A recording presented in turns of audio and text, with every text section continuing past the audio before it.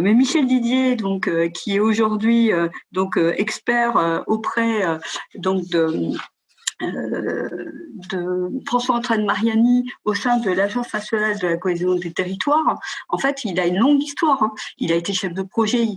Il a démarré comme chef de projet à Montreuil, si je me trompe pas, pendant 7 ou 8 ans, avant de rejoindre ce qui s'appelait à l'époque la délégation interministérielle à la ville. Voilà. Mais son histoire professionnelle n'a pas démarré par là. Il a été également enseignant et, sauf erreur de ma part, éducateur de rue. La question de la coopération, elle monte en puissance de manière tout à fait importante.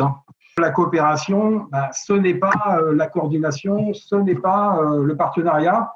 C'est autre chose qui renvoie à la volonté des acteurs qui agissent sur un même territoire d'identifier des buts communs, de définir des modes d'organisation, déjà de dégager du temps pour cela, et en fait finalement de faire une forme de pas de côté pour identifier finalement qui est le mieux placé pour intervenir dans une situation donnée, et c'est pas forcément soi-même, ça peut être d'autres, et ça peut varier d'un territoire à l'autre selon l'histoire des territoires. Pointer que c'est une politique, la politique de la ville, qui est par essence territoriale et partenariale, et que du coup la question de l'animation territoriale et partant de la coopération entre les acteurs et avec les citoyens a toujours été un enjeu central.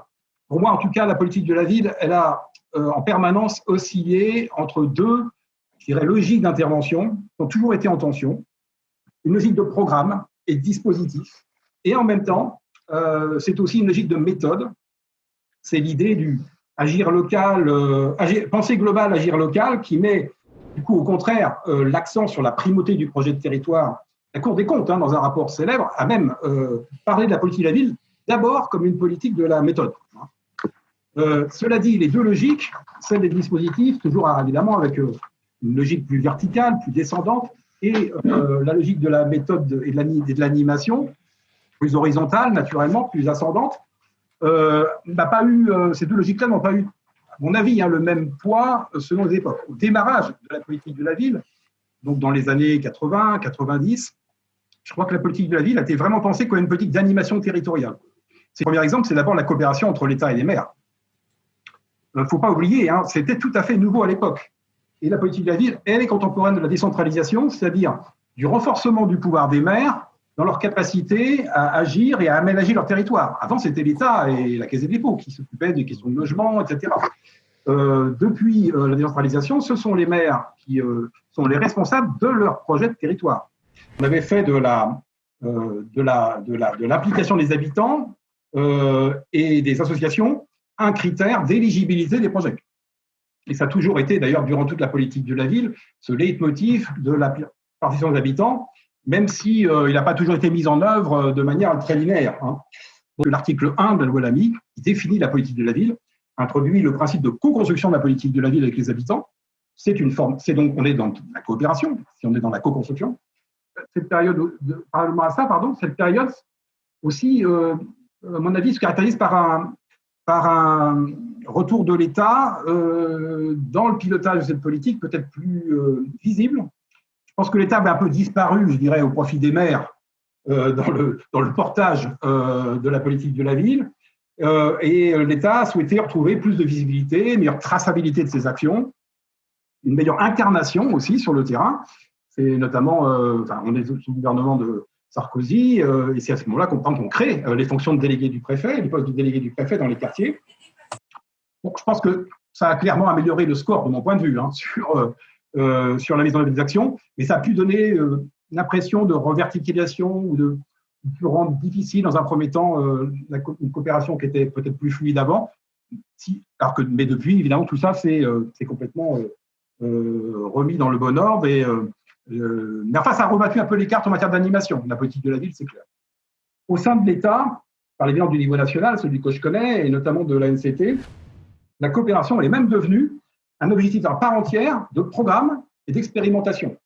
Je pense je viens de Normandie, j'ai entendu assez souvent afficher une volonté de faire évoluer les méthodes, y compris les modes d'animation, et notamment en responsabilisant des têtes de réseaux associatifs, donc ce n'est pas des acteurs publics au sens traditionnel du terme, pour leur confier, ou même leur déléguer, le pilotage direct d'actions sur le terrain, dans une usine d'essaimage, par exemple, comme Tremplin Asso, ou bien pour piloter des expérimentations, comme c'est le cas pour l'animation territoriale citoyenne, où là, il s'agit d'identifier et de formaliser des méthodes, des process, des outils pour favoriser la coopération, pour renforcer la coopération et la participation citoyenne. Et cette expérimentation, elle n'est pas portée par l'État. Elle est soutenue par l'État, mais elle est portée par les 3 réseaux. Même si, évidemment, l'État a toujours très fortement soutenu la médiation sociale au fur et à mesure de son développement, une compétence décentralisée au département, et l'État n'avait jamais plus voulu s'en mêler. Et on voit bien que, un peu comme dans le champ sanitaire, il y a un retour au premier rang des métiers de la première ligne, c'est-à-dire les métiers du contact, ceux qui sont en contact direct avec les jeunes dans les quartiers. Et il ne s'agit plus de penser dispositif, il s'agit de penser le lien avec des jeunes, avec leurs familles, avec des quartiers, et de faire en sorte que tout le monde travaille ensemble pour essayer de résoudre les difficultés, d'accompagner les jeunes aussi, évidemment, de construire un climat différent au sein d'un certain nombre de quartiers.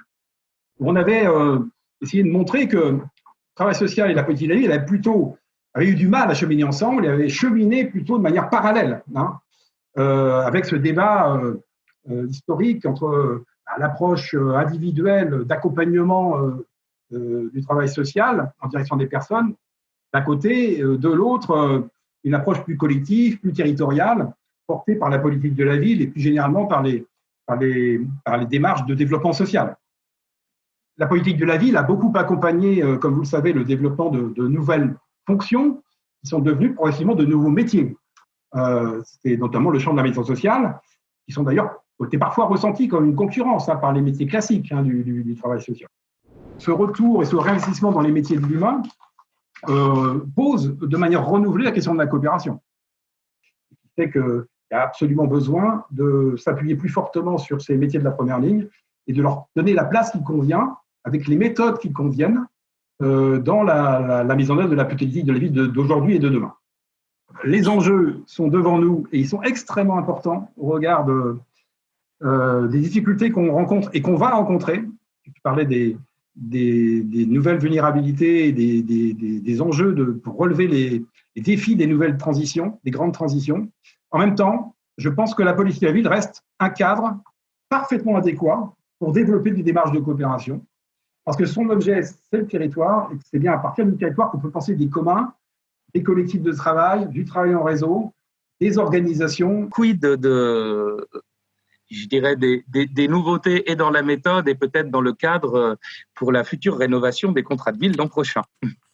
J'ai essayé de comprendre à quel moment la politique de la ville a fait de l'appel à projet un espèce d'incontournable. Puis souvent, on a des discussions sur les territoires en disant mais on ne peut pas faire autrement que l'appel à projet. Or, l'appel à projet est souvent mis en avant comme un élément concurrentiel et qui peut du coup mettre à mal les logiques de coopération. C'est-à-dire que la coopération, ce n'est pas la coordination. Or, souvent, on peut avoir cette facilité. Et la coopération, ce n'est pas non plus le partenariat institutionnel. C'est autre chose. C'est vraiment quelque chose qui donne une place tout à fait essentielle aux démarches des acteurs. C'est-à-dire, qu'est-ce qui fonde l'intérêt des acteurs à coopérer? C'est d'abord là-dessus qu'il faut travailler. Et ensuite, quel mode d'organisation, quelle démarche on doit mettre en place, quelle méthode pour que ça soit possible. Donner du temps aux gens pour parler ensemble, alors que ça paraissait tellement logique et que c'était tellement commun qu'on se demandait pourquoi est-ce qu'il fallait faire une expérimentation pour ça. La coopération en Moselle, c'est chacun vient avec un petit bagage et on essaie de construire ensemble, alors soit une maison, une tente ou quelque chose, mais en tout cas on essaie de construire ensemble. Toujours au bénéfice du public qu'on a, qui est la Cité des Chênes dans laquelle moi je rayonne sur le territoire. Et au final, on se rend compte que les missions de chacun sont complètement différentes.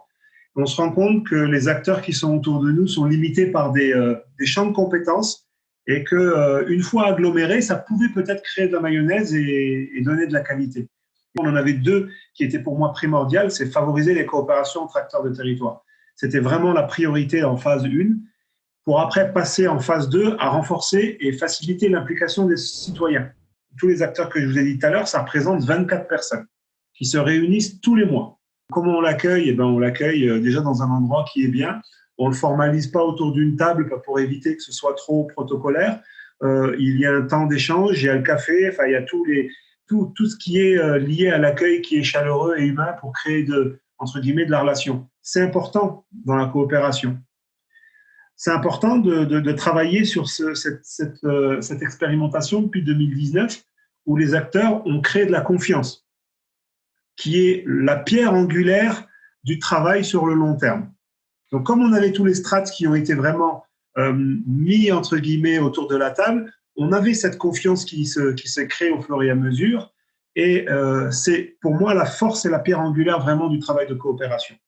Et cette confiance-là se travaille vraiment dans cette situation, à un moment donné où on est, comment on construit les choses et comment on les avance et comment on construit avec les gens qui sont autour de cette table. Ça, c'était la phase 1. La phase 2, c'était à un moment donné, une fois que cette phase-là, on a aussi, alors la Fédération des centres sociaux a une formation qu'on a mis en place qui s'appelle la FAV, qui est faire émerger des actions. C'est une formation action à visée émancipatrice pour travailler sur le pouvoir d'agir des habitants, comment libérer la parole, comment le aller vers. Cette action-là, cette formation qui avait été initiée chez nous en interne, a été proposée à tous les acteurs. Sur les 24, 17 ont participé à la formation. Formation qui était en présentiel, hors cadre. On est parti 2 jours, donc c'est des formations en 3 fois 2 jours, modules, où tout le monde est ensemble. Là, on a décidé de travailler ensemble et on a décidé de réfléchir ensemble à des projets communs. Voilà. Plutôt que faire chacun dans son coin, on dit ça répondra peut-être aux questions d'appel à projet qui, moi aussi, sont pour moi des appels à concurrence. Notre chemin, c'est de gagner ce qu'on n'a pas fait en 2020, de le gagner sur 2021, c'est d'aller vraiment vers les habitants. Mais je ne désespère pas en pensant que dans 15 jours, 3 semaines, on verra le vrai soleil arriver et qu'on va pouvoir travailler sur le terrain pour construire justement cette coopération, pour le aller vers. Alors, l'idée aujourd'hui, ce n'est pas de vous présenter une action, mais plutôt un mode d'organisation que nous avons adopté sur le territoire du quartier de la Gare. En effet, je vais plutôt évoquer avec vous la communication et le mode d'organisation qui a été mis en place lors du premier confinement en mars 2020 et qui a permis de développer très rapidement des actions d'animation sportive et culturelle dans le cadre des animations quartier été 2020. Alors, dans le fonctionnement, quelque chose peut-être d'assez classique, mais je tenais à vous le rappeler, c'est qu'il existe plusieurs instances de décision et de coopération au sein du quartier. Alors, tout d'abord, il y a le comité de pilotage, donc qui est composé des représentants des signataires du contrat de ville, ainsi que des représentants du conseil citoyen, qui a pour but de valider les orientations générales.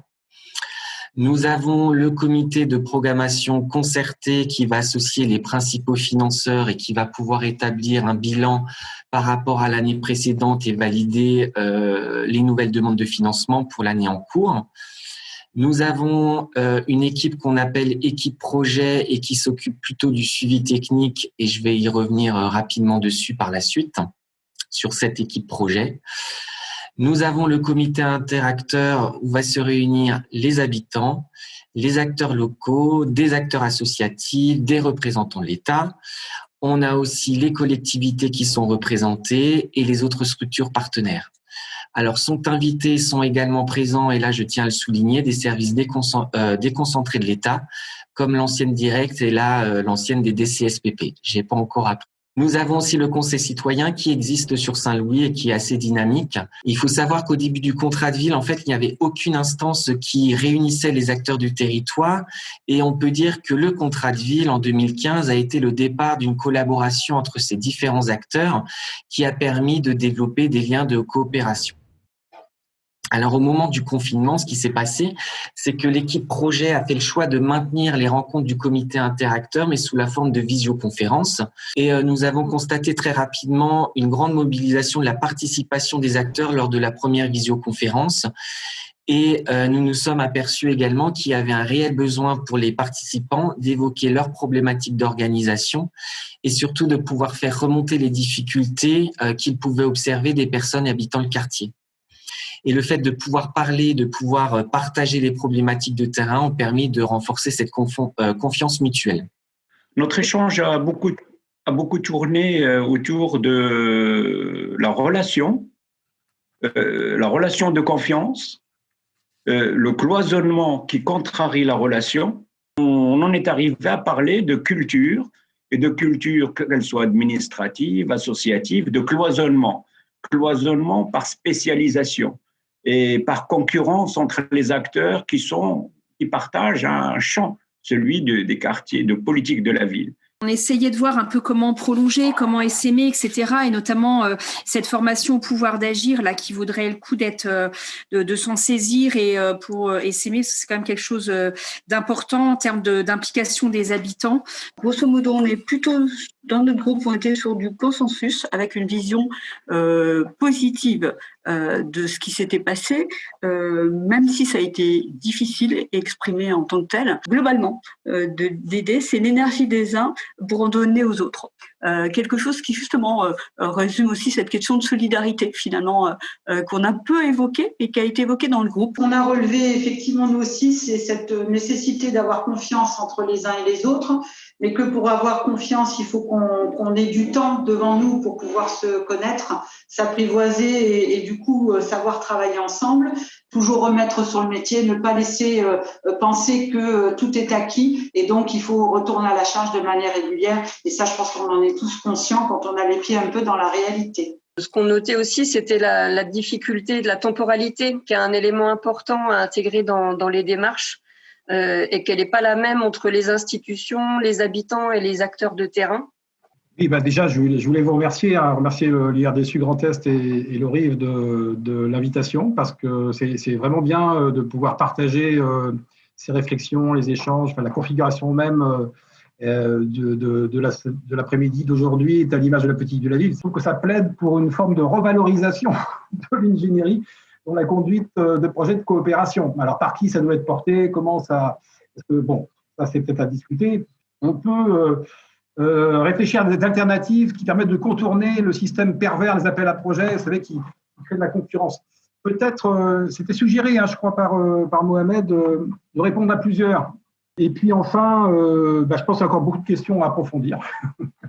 Ça a été dit à l'instant, comment on coopère avec les habitants, mais aussi avec les associations. Je dirais juste un point qui me tient à cœur, c'est la question des petites associations. C'est-à-dire celles qui font vraiment vivre le lien social au quotidien.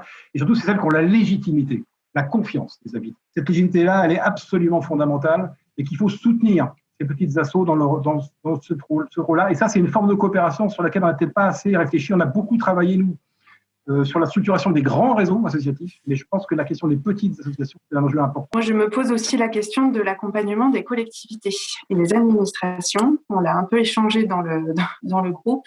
Je suppose que dans d'autres collectivités, et notamment des métropoles, par exemple, peut-être que les choses sont beaucoup moins faciles à mettre en œuvre. Et je me pose vraiment la question de l'accompagnement aux transformations des cultures professionnelles dans les administrations. Je pense que qui dit coopération dit qu'il faut revoir le mode d'évaluer des actions mises en œuvre dans le cadre de la politique de la ville. Il faut aussi rappeler qu'à l'origine, l'appel à projet avait une vertu, c'était de permettre à tout à chacun de pouvoir répondre et pas être dans le copinage ou les approches, on va dire, très telle collectivité qui va financer telle autre, etc. C'est aussi un des autres éléments de la politique de la ville qui a toujours été mis en avant, c'est que la multiplication des partenaires financeurs permet justement de ne pas être dans une relation bilatérale entre une collectivité ou l'État et une association. Effectivement, l'appel à projet part d'une bonne intention, celle d'une équité entre les acteurs. Tout le monde peut répondre. Mais on sait dans la réalité que tout le monde ne peut pas répondre.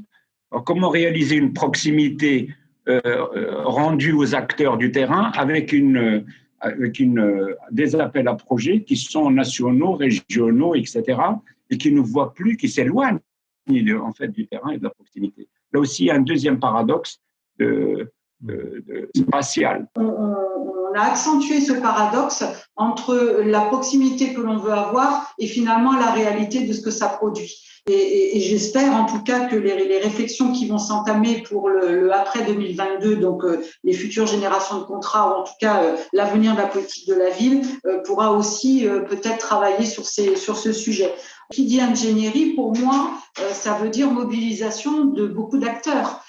c'est pas que la commune, c'est pas que un service de l'État, c'est finalement tout le monde ensemble. Et en tout cas, moi, pour ce qui me concerne, le Conseil citoyen sur le territoire prioritaire a été un des premiers, 2 jours après l'annonce du confinement, du premier confinement de mars l'année dernière, à se mobiliser en faveur des habitants du quartier Prio, quoi. Donc, à un moment donné, je pense que c'est véritablement cette fameuse équipe projet qu'on évoque de manière régulière, où finalement chacun apporte ses compétences, les partage avec l'autre. Et pour moi, ça c'est ce qui fait l'ingénierie finalement de la politique de la ville. C'est tout son intérêt. Et je voulais remercier à nouveau Michel pour sa participation. Remercier Mohamed et Raphaël également pour leur intervention. Et puis, je voulais remercier tout un chacun qui a participé. Comme je le disais la dernière fois, la politique de la ville ne serait rien sans les habitants et sans vous. Comme disait Anita, je trouve ça ce qui est très intéressant. C'est la 2e fois qu'on fait ces séances-là, mais on sort souvent avec beaucoup plus de questions à chaque fois. Et je pense que ça montre la réussite et l'intérêt de ces échanges, de repartir avec aussi plein d'autres interrogations. Merci à toutes et à tous. Et à bientôt et au 25. Au revoir à tous. À bientôt. Au revoir tout le monde. Au revoir, merci. Merci Raphaël, merci Mohamed. Au revoir. Au revoir, merci. Au revoir. À bientôt, merci. Au revoir. Salut. Au revoir. Au revoir. Au revoir. Au revoir Anita, au revoir tout le monde. Salut. Au revoir.